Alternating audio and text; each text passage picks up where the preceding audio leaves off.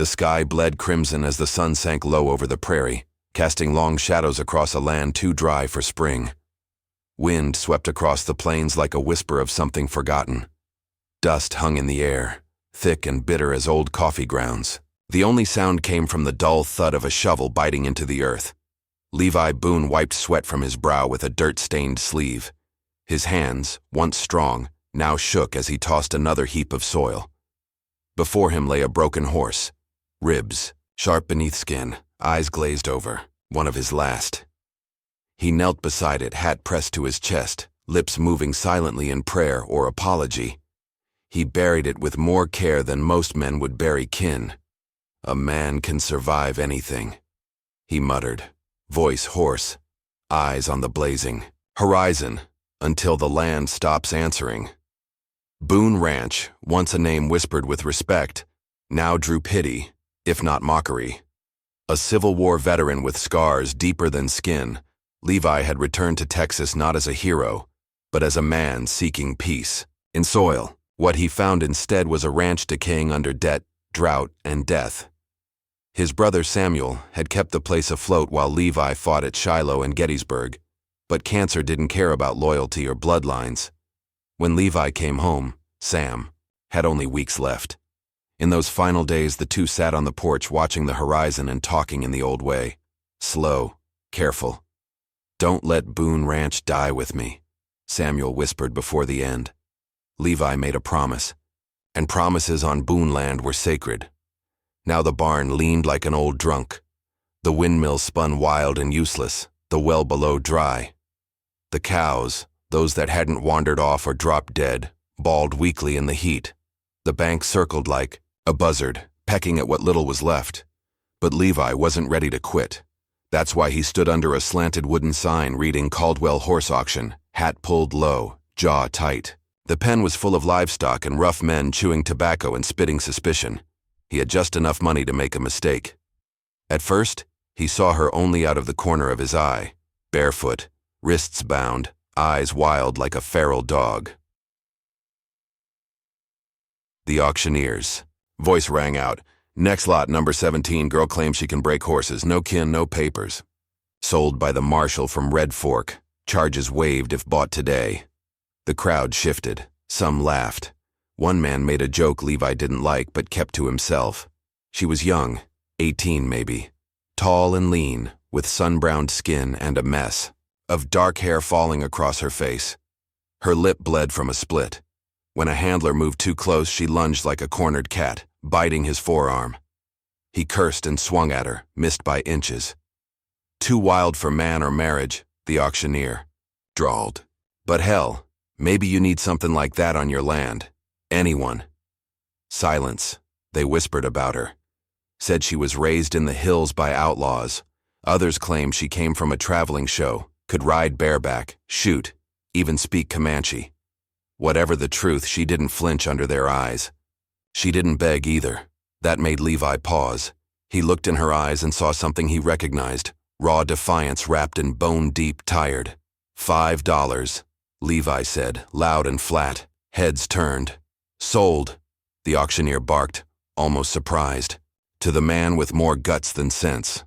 Levi led her by the rope, silent as the prairie moon, past the whispering crowd. He didn't speak. She didn't ask where they were going. Back at Boone Ranch, the sun was down, and the barn creaked. With the night wind, Levi tied her rope to a beam inside, left a plate of beans on a stool. She eyed it like it might bite her. He didn't ask her name, didn't offer his. He lay awake that night listening. Every sound in the barn echoed through the dead land, shuffling. Straw, horse wickers, distant coyotes, then silence. Hours later, a sudden commotion shattered the quiet. Hooves pounded, cattle bellowed. Levi bolted from his cot, grabbing his rifle. Outside, the herd had scattered. The fence was down, again. Something had spooked them. But what caught Levi's breath wasn't the damage. It was Clara. She moved like lightning through the moonlight, her silhouette a blur. No rope, no commands, just instinct. She raised her hand slowly toward a panicked mare, whispering something inaudible. The horse stopped, snorted, lowered its head. One by one, she brought them back in, not with force, with presence. Levi stood, frozen behind the broken gate. Rifle lowered, mouth open. When the last steer settled, Clara turned to him, chest rising with effort, eyes hard as flint. She wiped her brow with the back of her hand, then walked past him without a word. Instead of returning to the barn, she climbed into the hay beside the corral, lay down like it was home. The next morning, Levi found her brushing the same mare she calmed the night before. No saddle, no halter, just a quiet rhythm. He watched, unsure what to make of her. "You're not wild, girl," he said under his breath, half to himself. "You're something else entirely." And for the first time since burying his brother, he felt the wind shift. Not much, but enough to make a man wonder. Maybe some promises were meant to be kept after all. The wind turned mean as summer deepened, hot and sharp like it had teeth. Dust clouds swallowed the horizon daily, and the old Boone ranch creaked under its weight, but something had started to shift. Clara no longer flinched at Levi's footsteps. She still didn't say much. Her words came like rain in a drought, rare and startling, but she had begun to move through the ranch like she belonged to it. Her boots kicked up dust beside his. Her hands bore the same sunburned cuts and calluses. Mornings, she fed the calves. Evenings, she hauled water from the stubborn well, ignoring its groans. Levi caught her one afternoon knee-deep in the creek bed, wrestling fence wire between her teeth as she hammered a new post into cracked earth. When she broke a wild stallion in the lower pasture, Levi stood in silent awe. No rope, no whip, just her. He'd never seen anything like it. No yelling, no fear. She rode bareback, guiding the beast with her knees, her hands out like wings. The stallion reared and twisted beneath her, but she held fast, as if they were born of the same breath. That night, they shared cornbread and stew beneath the thunderheads, sitting on the porch as the sky split with lightning. Clara didn't speak, but she didn't leave either. Levi handed her a dented tin cup of coffee. She nodded once. The thunder boomed. Clara's eyes didn't waver. "Storm's got a mouth tonight," Levi muttered. Clara tilted her head toward the horizon and whispered, "Fire took everything." He turned to her, brows low. "What fire?" She said nothing more, just stared as if watching a memory burn. Later, after she had gone to the barn, Levi found her satchel tossed beside the hearth. Tucked in the bottom, under scraps of hide and a folded map, he found a scorched silver pendant. The image inside, what little remained, was too blackened to make out, but it looked like a child and a woman. The clasp was melted. He closed it gently, his throat tightening. Whatever past she carried, it was burned in bone deep. They might have kept going like that, wordless and wary, had the world not come knocking with fists. It started with a letter, carried by a boy too young for war and too tired for play. The note was simple: "Sell Boone Ranch, or lose it."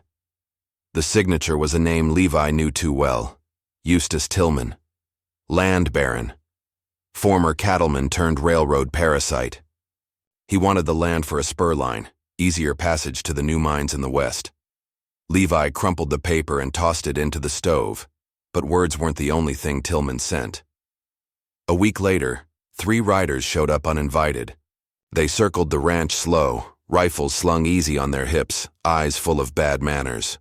"We're here to talk," the tallest one said, smiling without warmth. "But if you ain't in a talking mood, we're real handy at other things." Levi didn't blink. "This land's not for sale." "You sure?" the man said, spitting into the dirt. "Don't look like you're making much of it." Clara stood in the barn's shadow, one hand on the pitchfork. Her eyes locked on them like a cougar sizing prey. The men didn't notice. Or maybe they did, and didn't care. Levi's rifle appeared in his hands like magic. Not pointed, yet. But the message was clear. The riders left, but the air turned colder, and the wind stopped carrying bird calls. That night, smoke tore through the dark. Levi ran from the house to find the hay barn blazing, flames eating it alive. Inside, a calf bawled helplessly, caught in the far stall. Before he could reach the gate, Clara was already through the fire. She disappeared in smoke. "Clara!" Levi shouted, eyes burning. Then she staggered out, coughing, soot-blackened eye, limp calf over her shoulders. Her arm was blistered red from elbow to wrist. Levi dropped to his knees beside her, grabbing the water bucket, dousing them both. She didn't cry out, didn't flinch, just handed him the calf and collapsed in the dirt. He stayed up the rest of the night tending her wounds. Her skin peeled in angry strips. Her breathing was shallow. "You stupid, wild-hearted girl," he muttered, pressing a damp cloth to her brow. "Why would you—" She blinked at him, her lips cracked, voice a rasp. "Wasn't gonna let it die." Levi didn't sleep. By morning, the barn was ash and the air hung heavy with warning. Clara sat outside wrapped in a blanket, face unreadable. That's when Greyhawk appeared. No one heard him come. One moment the plains were empty. The next, he was standing at the fence line like he'd been carved from the dirt itself. Half Lakota, half Scots-Irish, Greyhawk had the quiet eyes of a man who'd seen too much to be impressed anymore. He rode a paint Mustang and wore a weathered, blue coat, Union cavalry. The last time Levi had seen him was in Tennessee, years and lifetimes ago. "You're late," Levi said, arms crossed. "You're bleeding," Greyhawk replied. His voice was low, gravelly, still had that bite of dry humor. Clara emerged from the barn, face bandaged, eyes cautious. Greyhawk looked at her, gave a single nod. She nodded back. No words passed.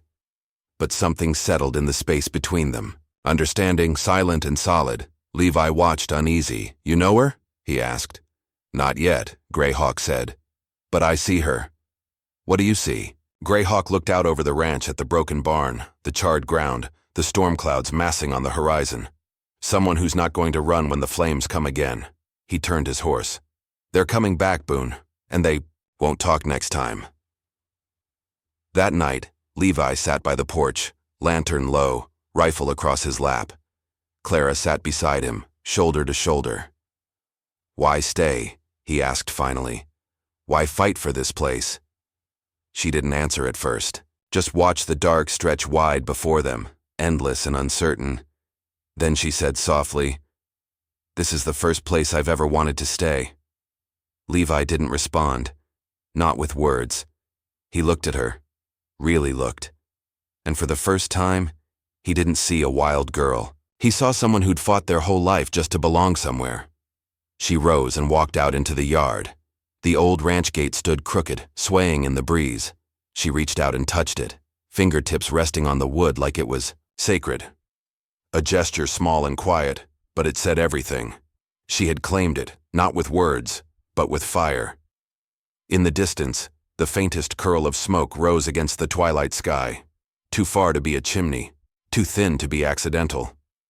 Levi's eyes narrowed. "Storm's coming," he said, "and not just the kind with rain." The wind howled low that night like a warning dressed in silence. Levi sat on the porch, knife in hand, grinding steel against stone in slow, measured strokes. The stars above were sharp, too sharp.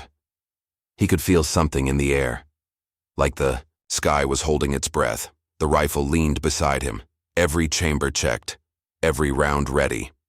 Inside, the lantern flickered. Clara stepped out, arms full, silent as ever. She knelt beside him and placed something across his knees. His brother's old saddle. Levi stared at it, fingers trailing the worn leather. The initials carved into the horn were fading. Time and weather had tried to erase them. "He'd have liked you," Levi said quietly. Clara didn't look at him, just whispered, "I would have ridden beside him, like I do you." The sound of her voice, so calm, so certain, hit him harder than any bullet. They didn't speak after that, but the silence wasn't empty. It was full of trust, of unspoken promises, of a bond forged not by blood, but by fire. Dawn didn't rise soft. It exploded. The first crack of a rifle echoed off the canyon rim. Birds screamed from the trees. Hooves thundered against dry dirt. They came fast. 8 riders, all of them mean-eyed and heavy with guns. Dust clouds followed them like ghosts, Clara was already on horseback before the first rider reached the gate. She didn't yell, didn't warn, just raised her rifle and fired a shot into the air that cracked the morning open. It wasn't panic. It was a message. Levi and Greyhawk moved like wolves in tall grass. Hidden in the tree line, they waited for the bandits to breach the outer corral. Then fire answered. Fire. Greyhawk's arrow struck the first rider in the leg. Levi took the next man down with a clean shot to the shoulder. The bandits scrambled, surprised, yelling curses. Clara rode like a ghost through the chaos. Hooves barely touched ground, dust and fire curling behind her. She weaved through the gunfire, dropping 2 men with clean, sharp shots. One attacker grabbed Levi from behind, slamming him hard into the barn wall. His rifle skittered away. The man raised a blade. Then Clara was there. Her horse leapt between them and she slammed into the attacker full force, knocking him cold with the butt of her rifle. Levi gasped, blood on his shirt, stunned. Clara dismounted fast, kneeling beside him. Her hands shook as she pressed cloth to his wound. "You all right?" she asked, voice hoarse. Levi gave a breathless nod. "You ride like hell itself's chasing you," Clara smirked. It was. The last attacker charged Greyhawk. A knife. But the scout was faster. His blade flew through the air and struck the man square in the gut. Silence settled like falling ash. The dust cleared. The bandits lay scattered or fleeing. The Boone ranch stood scorched, but standing. Levi leaned against the barn, blood seeping through his side. Clara sat beside him, gripping his hand tight. Tears shone in her eyes. For the first time. "You're not alone," she said, voice thick. "Not anymore." He didn't answer, didn't need to. His hand in hers was answer enough. By sundown, the worst of the fire had burned out. Greyhawk was gone by dusk, vanished into the pines like he had only come from smoke and wind. He left no words, no tracks, just a small carving left on the porch post, a hawk feather and a circle, a sign of protection. The ranch was blackened, the fences charred and broken. The north barn was beyond saving, but the house still stood. So did the gate. Clara spent the next day hammering boards. She didn't ask, didn't wait. She rebuilt.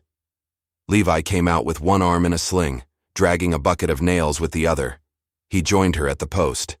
She looked at him, brow arched. "Don't say a word," he grumbled. "Just hand me the hammer." She did.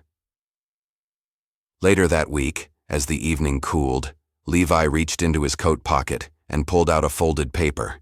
He handed it to her. The deed. Her name beside his, half the land. Clara stared at it for a long time, then looked at him. "No catch," he said. "Just, this place ain't Boone Ranch no more. Not just mine." She didn't cry, didn't speak. She held out her hand. He shook it. Her grip was strong. The sun rose slow over the plains the next morning. Gold bled over the fields like paint spilled across the world. Clara rode out alone to round up the scattered herd. She sat tall in the saddle, his brother's saddle, hair braided tight, rifle strapped across her back. The land stretched wide before her, open and full of promise. She moved with calm certainty now, not like someone passing through, but like someone home. Levi sat on the porch, coffee in hand, watching her disappear into the distance, and for the first time in years, he didn't feel the weight of loss pressing on his chest. He felt something else, pride, peace, maybe even hope.